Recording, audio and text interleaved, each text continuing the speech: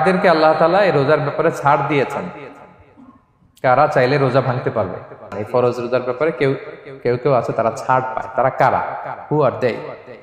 এটা আমরা আগে একটু শুনি। তাহলে দোজ হু এক্সাম্পটেড ফ্রম ফাস্টিং, যারা এক্সাম্পশন পেয়েছে, ছাড় পেয়েছে, তাদের মধ্যে থেকে প্রথম হচ্ছে শিশুরা, আসিবিয়ান। শিশুদের উপর রোজা ফরজ না, যতক্ষণ না তারা ম্যাচিউরড হয়। শিশুদের উপর কিন্তু রোজা ফরজ না, প্রাপ্তবয়স্ক হওয়ার আগ পর্যন্ত ফরজ না। তাই বলে আবার শিশুদেরকে রোজা রাখতে বাদ সাধবেন না, রাখতে দিবেন। আমার বড় মেয়ের বয়স 8 বছর, সে গতকাল রোজা রেখেছে, সে মহা খুশি। সে কখনো অডিও কল দেয়, কখনো ভিডিও কল দেয়, কখনো ইফতারের ছবি পাঠায়। মানে এটা তাদের মধ্যে কিন্তু একটা অনেক চমৎকার একটা ভালো ইমেজ কাজ করে। আপনারা বাধা দিবেন না যদি রাখতে চায়। অনেক বাবা মারা এত সচেতন, এত অতি সচেতন যে ছেলে মেয়েরা রাখতে চায় কিন্তু বাবা মারা দিতে চায় না। 1-2 দিন না খেয়ে থাকলে বাচ্চারা মরে যায় না, কিন্তু তার মধ্যে এই যে একটা স্পিরিচুয়াল একটা কি বলবো ভাইব আসলো, একটা স্পিরিট আসলো, এটা যেন আমরা নষ্ট না করি। আমার মনে আছে বৈশাখী টেলিভিশনে একটা লাইভ প্রোগ্রামে এক ছোট্ট মেয়ে প্রশ্ন করতেছে যে, হুজুর আমি তো রোজা রাখতে চাই, আম্মু আমাকে রাখতে দেয় না, তো আম্মুকে একটু বলে দেন যাতে আমাকে রাখতে দেয়। ছোট্ট একটা মেয়ে, সে ফোন করে আমাকে প্রশ্ন করলো। তো দেখেন যে এটা ওই বাবা মায়ের তো গর্ব করা উচিত যে আমার ছোট্ট মেয়ে 7 বছর 8 বছর, যদিও এখনো ফরজ হচ্ছে না, আরো কয়েক বছর পরে হবে, কিন্তু সে রাখতে চায়, সে সেলিব্রেট করতে চায় সিয়ামকে। তো আমরা যেন তাদেরকে বাধা না দেই, আমরা যেন তাদেরকে ইন্সপায়ার করি। আমার মনে আছে আমি ছোটবেলা, তখন আমি মাদ্রাসায় ভর্তি হই নাই, আমি তখন স্কুলে পড়তাম।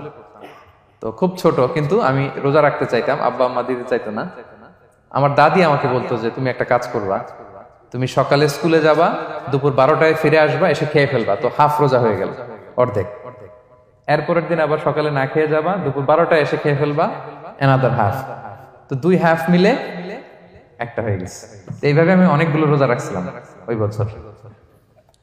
এখনো এই স্মৃতি আমাকে স্মৃতিকাতর করে। আমার দাদি, যে আমার দাদি নাই, চলে গেছেন, আল্লাহ আমাকে জান্নাত নসিব করুক, আমরা দোয়া করি। কিন্তু আজও আমার কাছে এই নস্টালজিয়া ফিলিংটা হয় যে আমি কিন্তু এইভাবে রোজা রাখছিলাম ছোটবেলায়। আমাদের বাচ্চারাও তাই করে।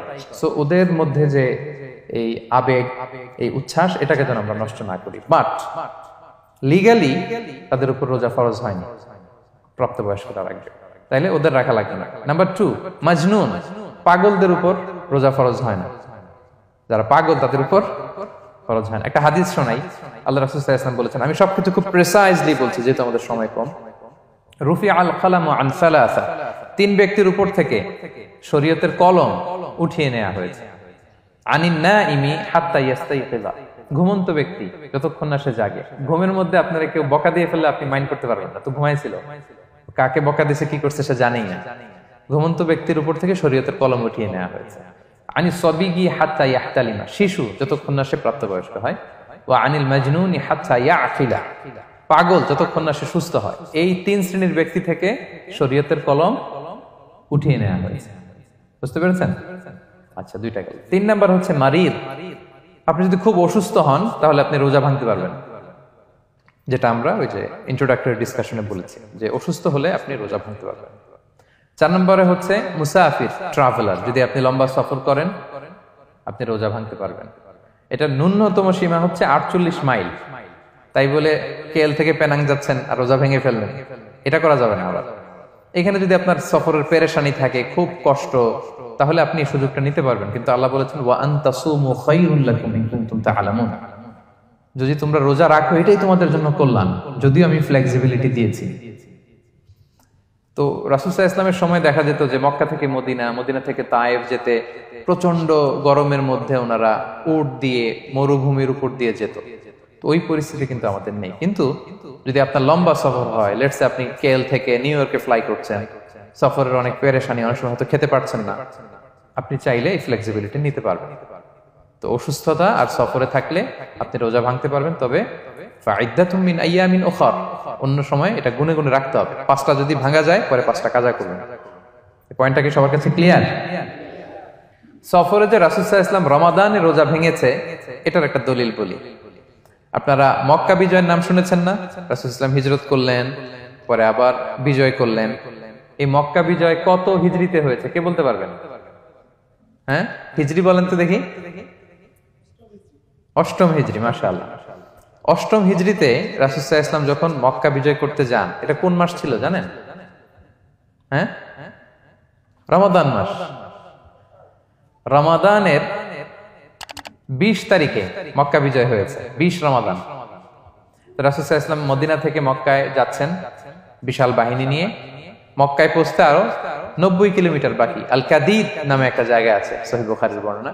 ওই কাদিদ নামক জায়গায় রমাদানে রাসূল সাল্লাল্লাহু আলাইহি ওয়াসাল্লাম রোজা ভেঙেছিলেন, ওটের উপর বসে ঢকঢক করে পানি খেয়েছিলেন, যাতে সবাই দেখে। কারণ সবাই ভাববে রমাদানের রোজা রাখবো কি রাখবো না, সবাই আলাদা করে বলতে অনেক সময় লাগবে। রাসূল সাল্লাল্লাহু আলাইহি ওয়াসাল্লাম একটা উঁচু জায়গায় সবাইকে দেখে ওটের উপর পানি খেয়ে ফেললেন। ফলে রাসূলের দেখা দেখি সব সাহাবারা পানি খেয়ে রোজা ভেঙে ফেললো। এটা কোন মাস ছিল? সবাই বলতে হবে কোন মাস? রমাদান। রাসূল সাল্লাল্লাহু আলাইহি ওয়াসাল্লাম সফরে ছিলেন, ফলে তিনি রোজা ভেঙেছেন। দলিল পাইছেন? হ্যাঁ, আচ্ছা, সংক্ষেপ করে দিচ্ছি, লম্বা কথা সংক্ষেপ করে দিচ্ছি।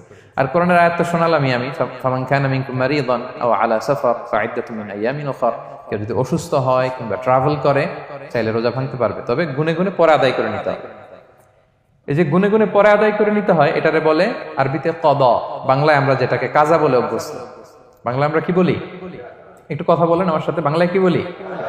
কাজা বলি। তো আপনি অসুস্থতার কারণে যদি রোজা ভেঙে ফেলেন, পরে এগুলো কাজা করবেন। সফরের কারণে যদি রোজা ভেঙে ফেলেন, পরে আপনি কাজা করবেন। 5 নম্বরে যাদেরকে এক্সাম্পশন দেয়া হয়েছে, ওটা আমি আয়াতে বলেছি। আরবিতে এদেরকে বলে আল হারাম, মানে very old man or women, খুবই বয়োবৃদ্ধ, অতি বৃদ্ধ মানুষ।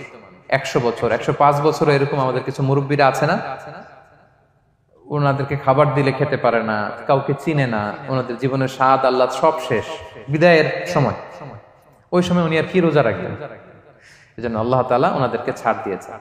অনুরূপ ভাবে যদি এমন কোন অসুস্থ হয়, মানে মারিদুন লা ইউরজা শিফাউ, সে যে আবার সুস্থ হবে এই আশা আর নাই, এরকম ডাক্তার অনেক বলে দিছে যে ক্যান্সারের 3rd স্টেজে চলে আসছে, সে সার্ভাইভ করবে যতদিন কেমোথেরাপি দেওয়া হবে, তো শেষের দিকে সে অনেক অসুস্থ, অনেক ড্রাগস নিতে হয়, ওষুধ খাইতে হয়, তার আর সুস্থ হওয়ার সম্ভাবনা নাই।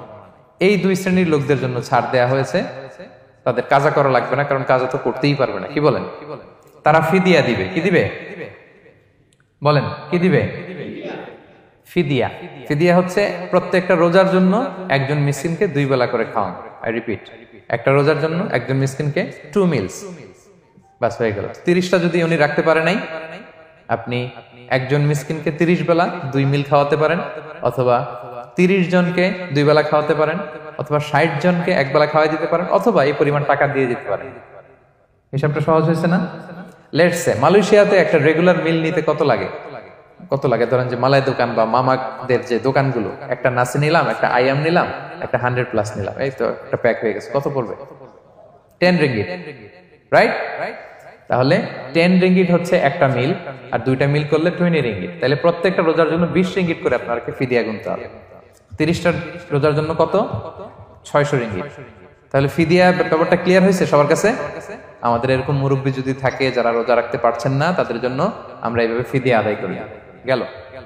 ইমাম মালিক আলাইহি রাহমা, মালিকি মাযহাবের ইমাম, উনি ওনার শেষ জীবনে খুব অসুস্থ ছিলেন। উনি ওনার শেষ জীবনের রমাদানে রোজা রাখতে পারেন নাই, এত বয়স হয়ে গেছিল, রোজা রাখতে পারেননি। তো উনি 30 জন মিসকিনকে এনে গোশত আর রুটি খাওয়াই দিয়েছিলেন একসাথে, ফিদিয়া আদায় হয়ে গেছে। তো এরা ছাড় পাবে।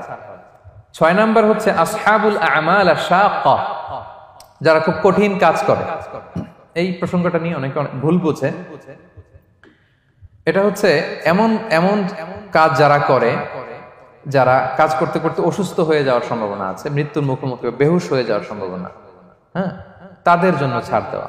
ব্যাপারটা এমন না যে কেউ মরুভূমিতে কাজ করে সে রোজা ভাঙতে পারবে, কেউ রিক্সা চালায় কেউ রোজা ভাঙতে পারবে, কেউ স্টোন ক্র্যাশে কাজ করে সে রোজা ভাঙতে পারবে, এরকম।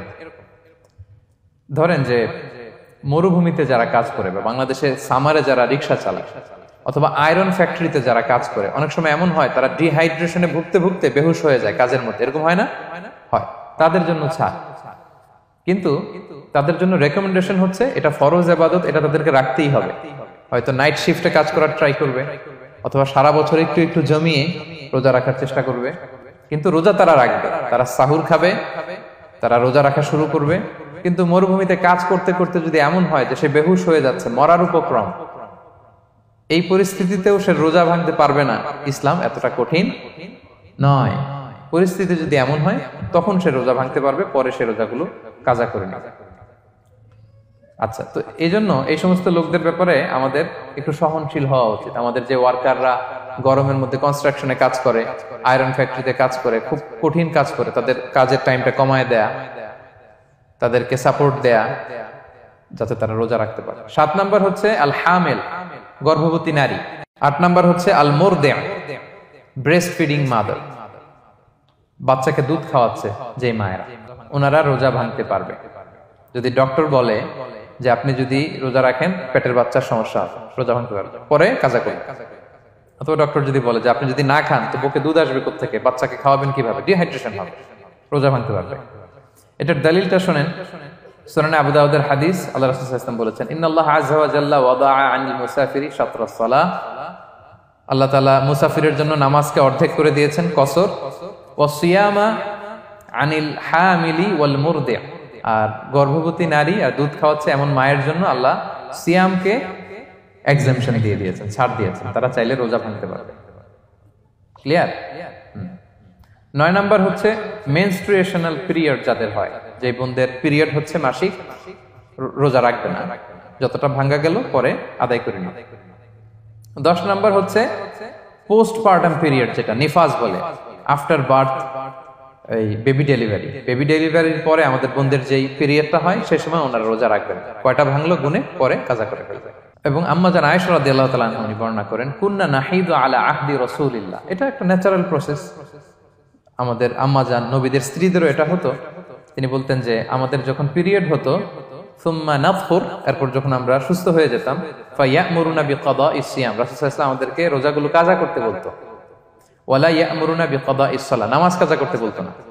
আমাদের বোনরা পিরিয়ডের কারণে যে নামাজগুলো চলে যায় এগুলো কিন্তু পড়তে হয় না পরে, কিন্তু রোজা যদি ভাঙা হয় সেগুলো কি করতে হয়, রাখতে হয়। একটা মজার হাদিস শুনেন, আম্মা জান আয়েশা রাদিয়াল্লাহু তাআলা আনহা বলেন যে আমার যে রমজানের ভাঙতি রোজাগুলো ছিল আমি সারা বছর রাখতাম না, আমি হাদিস পড়তে গেলে অনেক সময় লেগে যাবে, সারা বছর আমি রাখতাম না, এটা আমি শাবান মাসে রাখতাম। কোন মাসে? শাবান মাসে। কেন? কারণ রাসূল সাল্লাল্লাহু আলাইহি ওয়াসাল্লাম নিজেও রমাদানের পরে সবচাইতে বেশি নফল রোজা যেই মাসে রাখতেন সেটা হচ্ছে শাবান মাস। এই যে এই মাসের আগে যে মাসটা আমরা কাটায় আসলাম শাবান, এই শাবান মাসের প্রায় পুরো মাসে রাসূল সাল্লাল্লাহু আলাইহি ওয়াসাল্লাম রোজা রাখতেন। তো আম্মা জান আয়েশার যে ভাঙতি রোজাগুলো উনি সারা বছর না রেখে ওই সময় রাখতেন, হাজবেন্ড ওয়াইফ দুইজনেই রোজাদার। ব্যাপারটা সুন্দর না অনেক?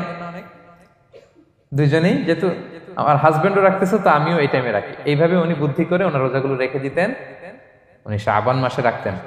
কারণ তিনি রাসূল সাল্লাল্লাহু আলাইহি ওয়াসাল্লামের ব্যাপারটা খেয়াল করতেন। এমন হতে পারে যে অন্য মাসে যদি উনি রোজা রাখেন দিনের বেলায়, রাসূল সাল্লাল্লাহু আলাইহি ওয়াসাল্লাম হয়তো আম্মা জান আয়েশা রাদিয়াল্লাহু তাআলা আনহা সঙ্গ পেতে চাইতে পারে দিনের বেলায়, সো এটা রাসূল সাল্লাল্লাহু আলাইহি ওয়াসাল্লামের জন্য কষ্টকর হবে, আর উনি তো রোজা রেখেছেন, সো উনিও প্ল্যান করে এমন সময় রাখতেন যে সময় রাসূল সাল্লাল্লাহু আলাইহি ওয়াসাল্লাম নফল রোজা রাখতেন, শাবানে রাখতেন। তো আমাদের বোনরা এই কাজটা করতে পারেন, শাবানে আপনারা এগুলো রাখতে পারেন। এই পয়েন্টটা শেষ। এই লোকেরা রোজা ফরজ হওয়ার পরেও ছাড় পাবে, আর যে সমস্ত ক্ষেত্রে ভাঙতে পারবে তারা পরে এগুলো কাজা করবে। কাজা মানে একটা রোজার জন্য একটা রাখা, একটার জন্য একটা রাখা। আর ফিদিয়া মানে কি একজন বলতে পারবেন? বলেন। মাশাআল্লাহ, একটা রোজার জন্য একজন মিসকিনকে 2 বেলা খাওয়ানো, আর 30টা রোজার জন্য 60 বেলা। এই তো হয়ে গেল, বুঝে গেছে।